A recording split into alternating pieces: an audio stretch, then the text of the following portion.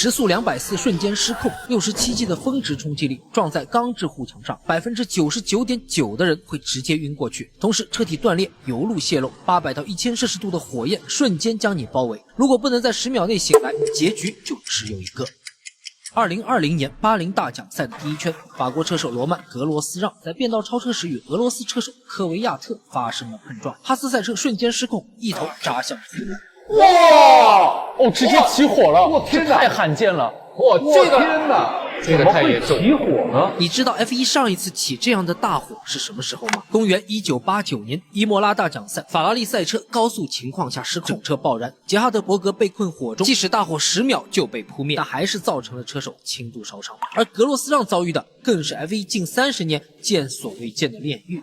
哈斯赛车在碰撞的第一时间就断成了2截，露出的燃油在高温下起火并剧烈燃烧，同时 ERS 高压电池组损毁，引发了持续的高温大火，普通灭火器根本难以灭。而更致命的是，在碰撞的瞬间，因为冲击力太大，赛车座舱竟直接在护栏上撕开了一道口子，钻了过去，并刚好卡在了中间。现场的工作人员根本没办法靠近，只有等大火扑灭，这让救援难度增加到了史诗级别。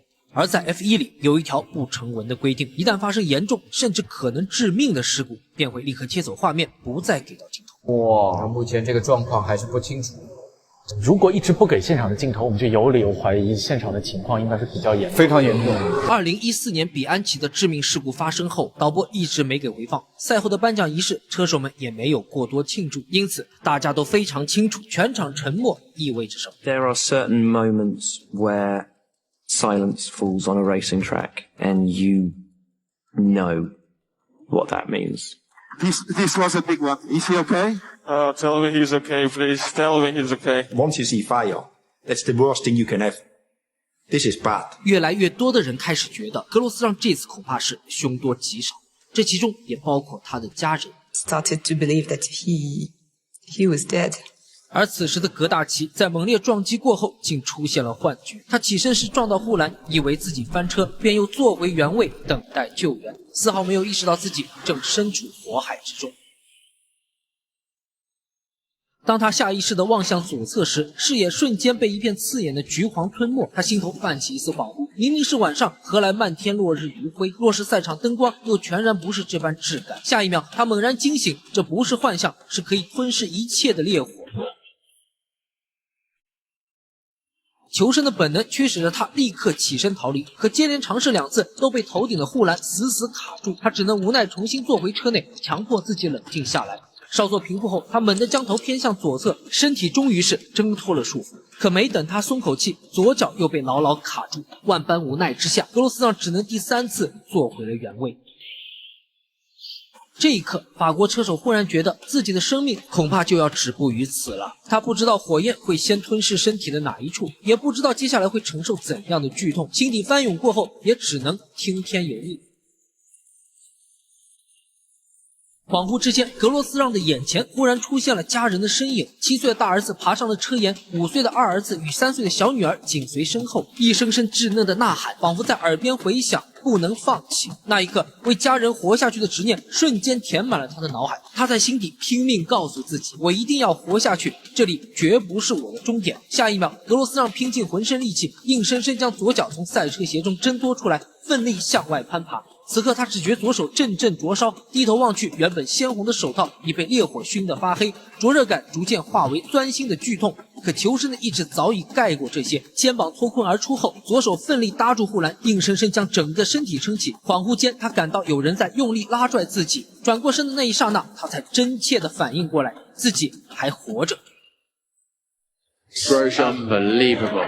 As the medical delegate, obviously the medical car starts the race behind the pack and would have been straight on the scene. Romain Grosjean. 当导播将镜头切回时，格罗斯让已经坐在了医疗车里。格罗斯让已经来了，出来了，已经出来，人应该没事。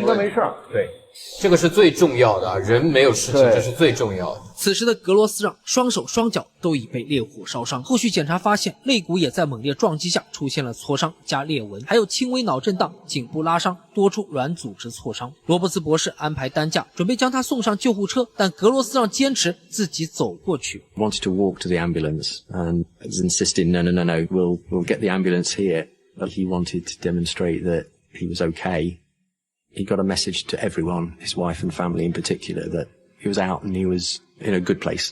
从画面切断到格罗斯让重生，仅仅2分43秒，但对于他的家人来说，却漫长的如同熬过了1个世纪。Words still fail me. And the longer it was lasting, the more I started to believe that he was dead. And even a few days after that, our oldest son, Sasha, he said, "Oh, I was scared that he would be burnt everywhere."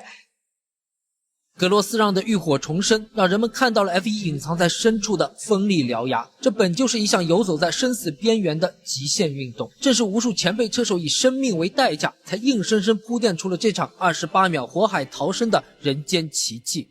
倘若没有 Halo 人字架的硬核守护，没有汉斯系统锁住头颈的安危，没有碳纤维单体座舱扛住撞击撕裂，这场事故的后果根本不敢想象。更让人后怕的是 ，FIA 恰好在2020年落地了新规防火服，3层 Nomex 防火面料足以抵御800摄氏度高温，帮助车手脱困。而刺激赛事 F2 直到2021年才跟进实行。与此同时 ，F1 车手超乎常人的顶尖身体素质更是绝境翻盘的关键。直面67记的惊天撞击，格罗斯让仅短暂意识恍惚，始终未曾彻底昏迷，也为后续的拼死自救留住了一线生机。所以，敬畏赛道，敬畏规则，更要敬畏每一个鲜活的生命。没有人愿意亲身经历这样的生死劫难，因为在无情的赛道事故面前，从来没有人能笃定自己一定能够全身而退。